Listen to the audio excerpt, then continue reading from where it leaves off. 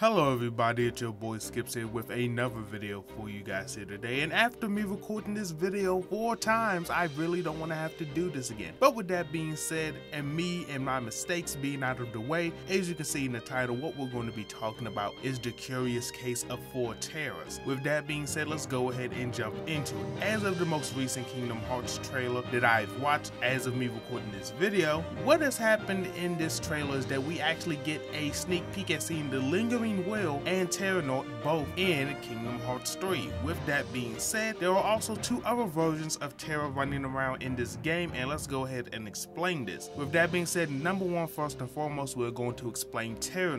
This is the Xehanort / Terra combination that was formed at the end of Birth by Sleep when you get to the end of Terra's story mode and you do his final boss battle. Terra eventually loses to Master Xehanort and then gets his heart taken over by Master Xehanort. With that being said, Terra does become possessed by him, and then he gains traits of Xehanort's physical appearance: the yellow eyes, the silver hair, and the tan skin. With that being said, in this form, it is noted that Terra is fighting very hard against Xehanort in this form, and that's why it's technically still a form of Terra, because he isn't completely gone in this form. With that being said, moving on from there, another version of Terra that was made in the exact same moment was the Lingering Will. The Lingering Will is basically Terra's mind or soul, or whatever you want to say it is, or his literal will, as it is called the Lingering Will, being trapped within his armor. This is a boss that we find out about at the end of Kingdom Hearts 2, and upon beating it and beating Final Mix Mode in Kingdom Hearts 2, you get access to the secret movie, which then leads into Birth by Sleep. This version of Terra has been waiting in the Keyblade graveyard after defeating Xehanort and then fighting Sora,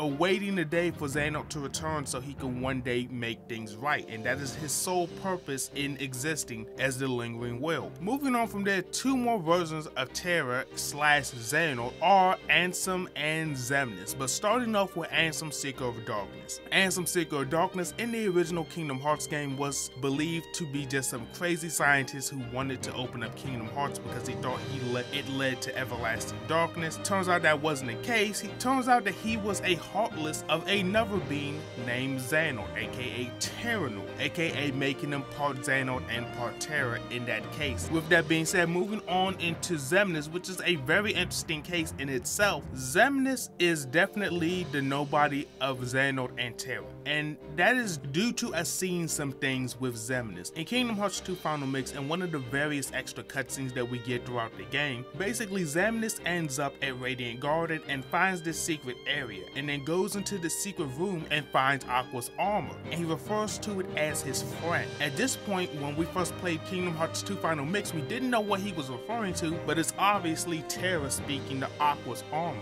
therefore confirming, not directly but just showing us visually, that Xemnas does possess memories of being Terra just as much as he possesses memories of being Xehanort, which makes Xemnas a special case when it comes to nobodies as well, because he's literally the nobody of 2 beings, having the memories of Terra and Xehanort sitting within him, because at the time of Xehanort's death, he was both inhabited by Terra and Xehanort. And with that being said, let's go ahead and jump on into this. A technical 5th version of Terra, or more so Terra's body, is Master Xehanort, who returned at the end of Dream Drop Distance. As we know, at the end of Birth by Sleep, Master Xehanort took Terra's body, corrupted it, and made it his own. With that being said, he did not wipe out Terra. Terra was still there, he was just being suppressed by the power of Master Xehanort. With that being said, upon Master Xehanort dying within Terra's body as Terranort, we got the birth of Ansem and Xemnas. And with that being said, when he reformed, he should have been reformed as Terranort,